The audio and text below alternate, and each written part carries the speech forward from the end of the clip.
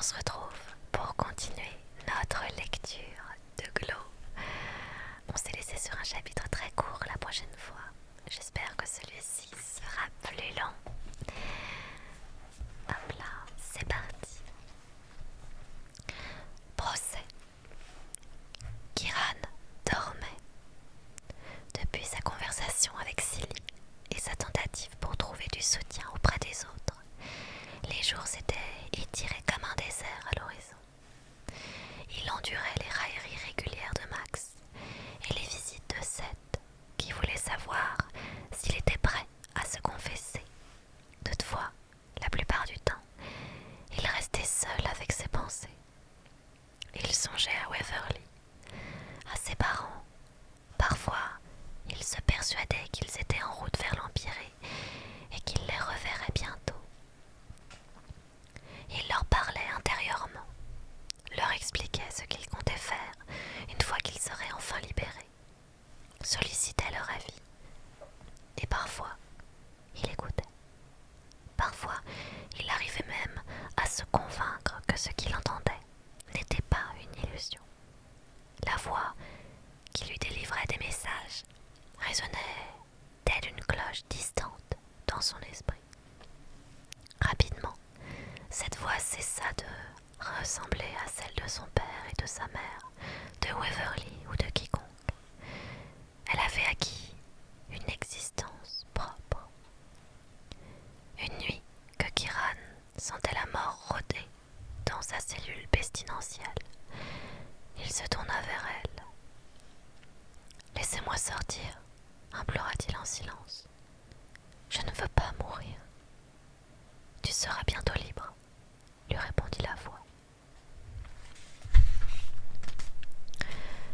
Kiran crut l'avoir entendue avec ses oreilles, cette voix, et pas seulement son esprit. Y avait-il quelqu'un?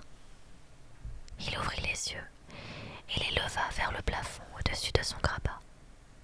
Un bruit de respiration sur sa gauche attira son attention.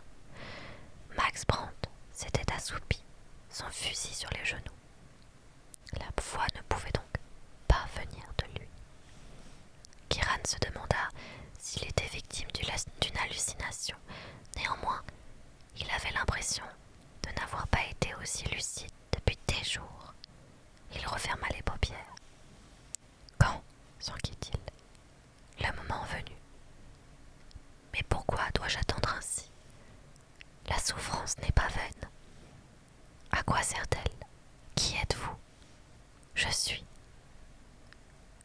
Je vous dévouerai ma vie si vous m'aidez. Je t'aide déjà.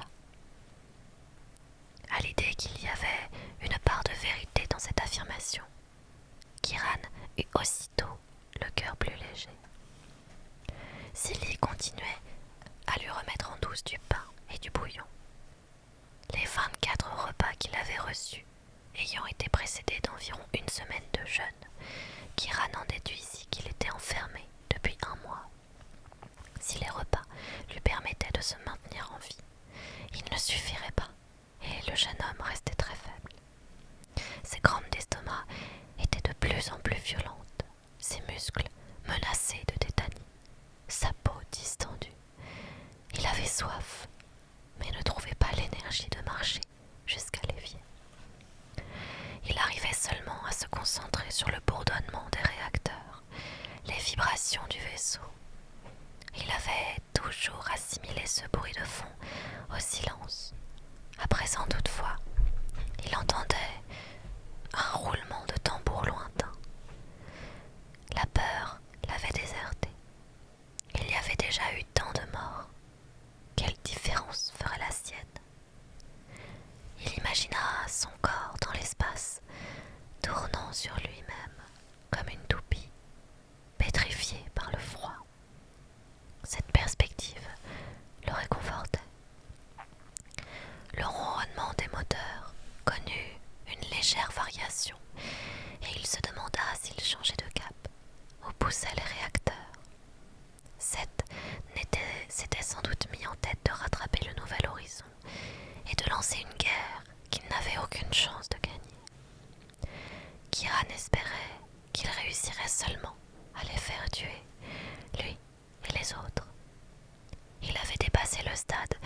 où ses souhaits lui paraissaient indignes de lui, puisqu'il était prêt à l'abandonner ainsi et à le laisser mourir de faim.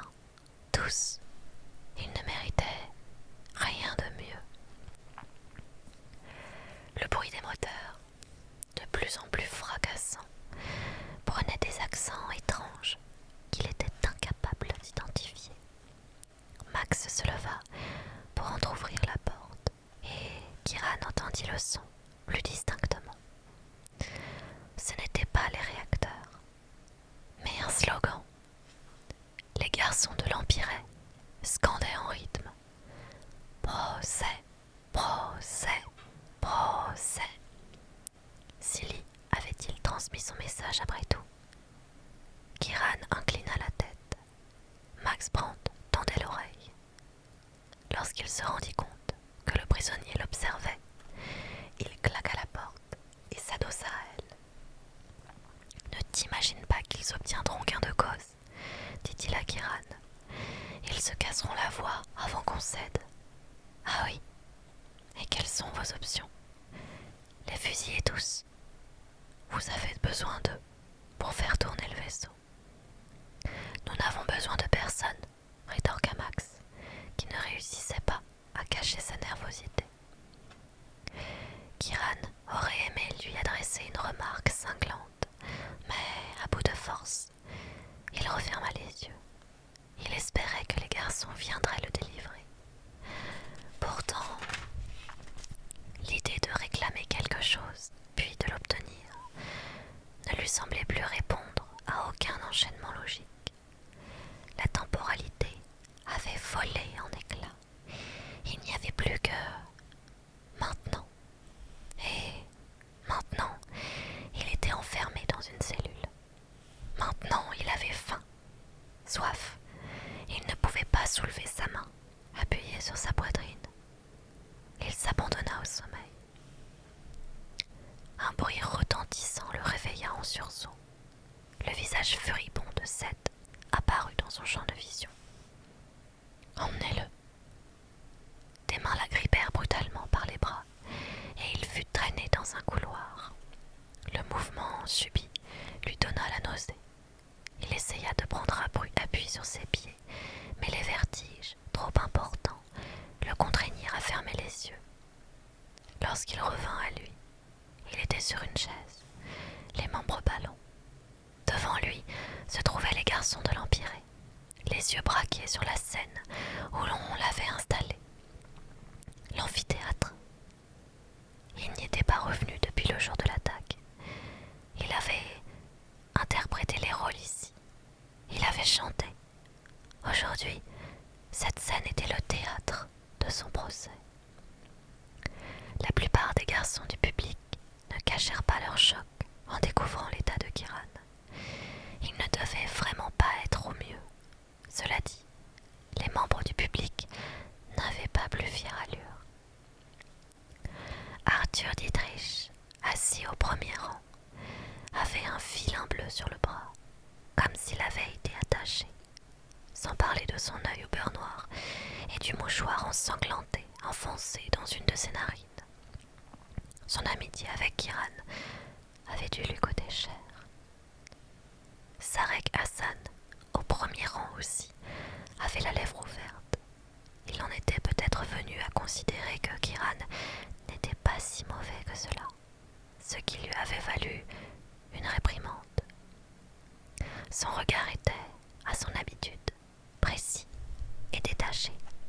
Pourtant, lorsqu'il croisa celui de Kiran, il se renfrogna et serra les poings. Les plus grands n'étaient pas les seuls à porter les marques du règne de Seth. Les plus jeunes semblaient terrifiés. Un petit de 4 ans sanglotait, un bras en écharpe, et il sursauta lorsqu'un adolescent se laissa tomber juste à côté de lui. « Taisez-vous » hurla quelqu'un.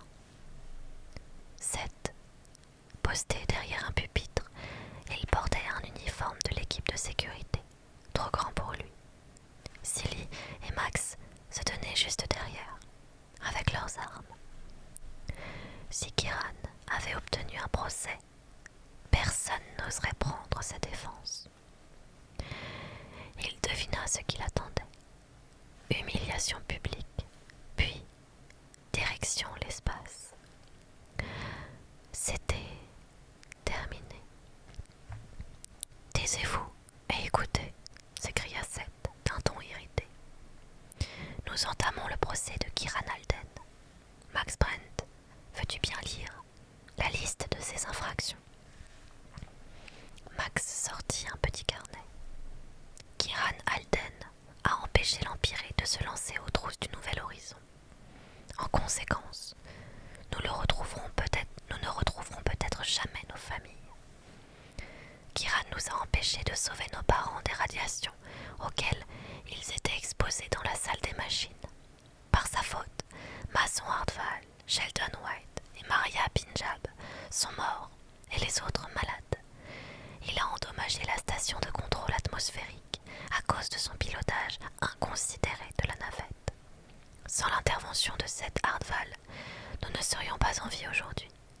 Kieran Alden a montré à de nombreuses autres reprises son incompétence à diriger. Il représente un danger pour ce vaisseau et tous ses passagers. Les mots terribles avaient agi sur l'assemblée. La plupart des garçons semblaient terrifiés. Les plus petits pleuraient. Espérer qu'ils s'élèveraient contre Seth était trop leur demander. La cour appelle le premier témoin, Matt Albright, annonça Seth. C'était une mascarade. Un premier, puis un deuxième montèrent sur scène, juste à côté de Kieran, et débitèrent, tandis que Silly et Max pointaient leurs armes sur eux, des mensonges éhontés. Kieran tenta de suivre leurs accusations, cherchant un moyen de se défendre.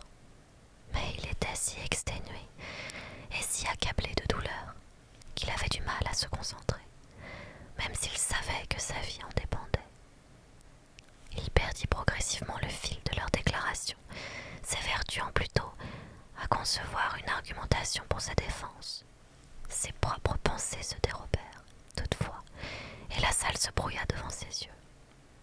Il resta assis là, absent. Le silence finit par lui faire reprendre ses esprits.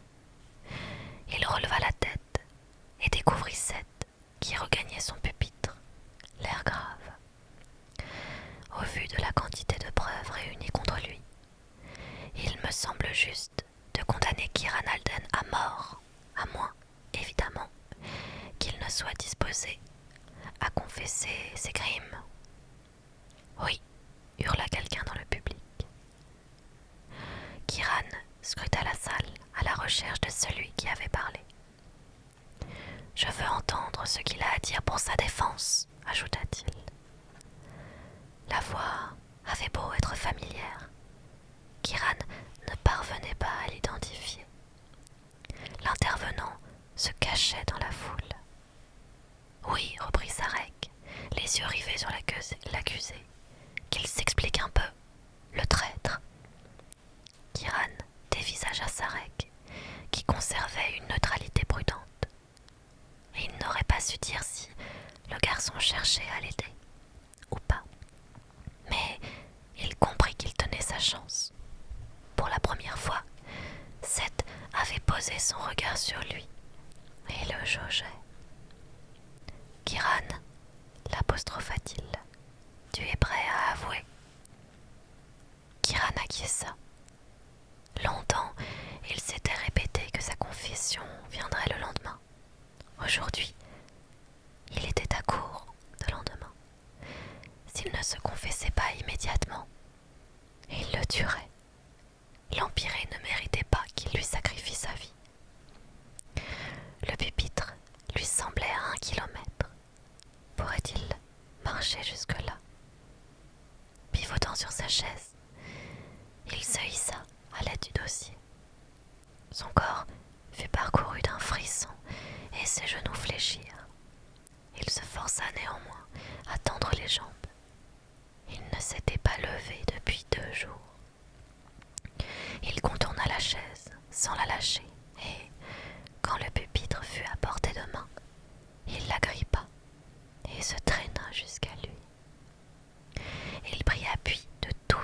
dessus, et le meuble résista.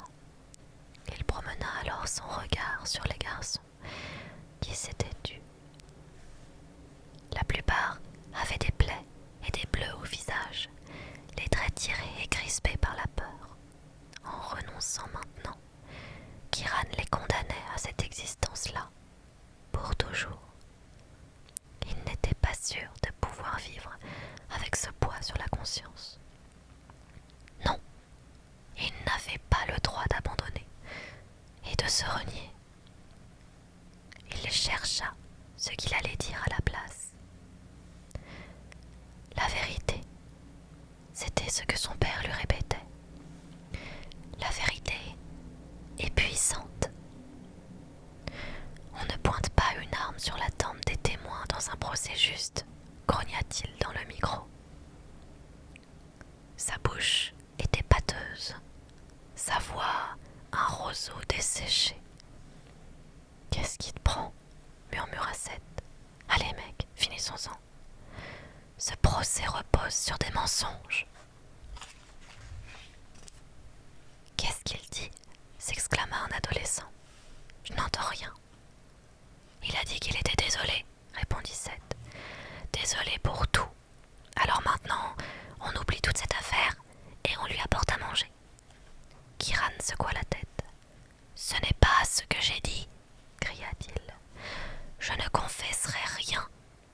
Vous devrez me tuer. » L'amphithéâtre était silencieux. Même les petits en pleurs s'étaient tus. Ah, attendez. Il y a TikTok qui me demande si je suis AFK ou pas. Tic tic tic tic tic. Ok, super. Parfait. On va pouvoir reprendre la lecture. Merci pour tous vos follow et tous vos cadeaux, vous êtes adorables.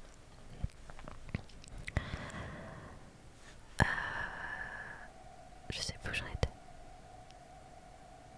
Vous devrez... Alors, il y a un son derrière, c'est la robinetterie des voisins, je suis désolée. Ça va se calmer tout seul, ça s'est déjà calmé visiblement. Seth écarta Kiran du micro. Ce dernier vacilla, tenta de retrouver son équilibre, mais s'étala sur la scène. La cour condamne Kiran Alden à une exécution publique, annonça Seth. Ah, la robinetterie qui revient. Emmène-le à l'aire de lancement, ajouta-t-il à l'intention de Silly. Le garçon resta cloué sur place. Allez, s'impatienta Seth. Mais Silly ne parvenait pas à détacher les yeux de Kiran. Ça y est, songea le condamné. Il avait peur. Pourtant, il ne fermerait pas les yeux. S'il voulait le tuer, il devrait affronter son regard. Il fixa Silly. Bon sang, s'emporta Seth. Max, emmène-le. Max ne bougea pas davantage. Je ne pensais pas qu'on aurait à tuer quelqu'un, finit-il par lâcher. Ton boulot n'est pas de penser. Seth fondit sur Max pour lui prendre son arme. Kiran était plus près. Il n'avait pas l'énergie de se battre, mais il pouvait déséquilibrer Max. Il lui décocha un coup dans les genoux et convoqua les dernières forces qui lui restaient pour se jeter sur le pistolet qui avait échappé au garçon dans sa chute et le couvrir ainsi de son corps. « Bon sang !» hurla Seth. « Tu n'abandonnes jamais !» Seth le martela de ses deux poings, la bave aux lèvres. Kiran tint un bond, encaissant les coups, l'arme de Max toujours plaquée contre sa poitrine. Il vivrait, oh il mourrait. Vivre ou mourir. Il voulait vivre pour revoir Waverly. Il remplit ses poumons d'air et s'écria « À l'aide !» Soudain, il ne sentit plus écrasé au sol par le poids de Seth. Sarek l'attirait en arrière, un bras passé autour de son cou. Seth tenta de se libérer de l'emprise de Sarek, tout en donnant des coups de pied à Kiran, jusqu'à ce qu'un gamin de 7 ans environ s'agrippe à une de ses jambes. Un second, plus jeune encore, empoigna l'autre, et Seth disparut bientôt sous un essaim de garçons. Ils se battraient pour immobiliser leur tyran. La foule était électrisée. Une dizaine de bagarres éclatèrent. Certains garçons essayaient de défendre Seth et ses acolytes, mais ils furent vite débordés par le nombre d'opposants. Une bande d'adolescents assaillit Silly, lui prit son pistolet et le plaqua au sol. Un grand gaillard de 12 ans fit un croc en jambe à Max, qui voulait atteindre la porte de l'amphithéâtre, et il s'écroula bruyamment. C'était terminé. La figure ronde et constellée de taches de rousseur d'Arthur Dietrich apparut devant les yeux de Kiran. « Ça va ?» lui demanda-t-il. Kiran lui fit signe d'approcher. « Enfermez-les dans la cellule, rassemblez les armes et apportez-les-moi. » Arthur se fraya un chemin dans la cohue et hurla des instructions à Sarek. Avec le soutien de 8 autres, celui-ci traîna Seth hors de l'amphithéâtre. « Tu le regretteras », cracha ce dernier à Kiran.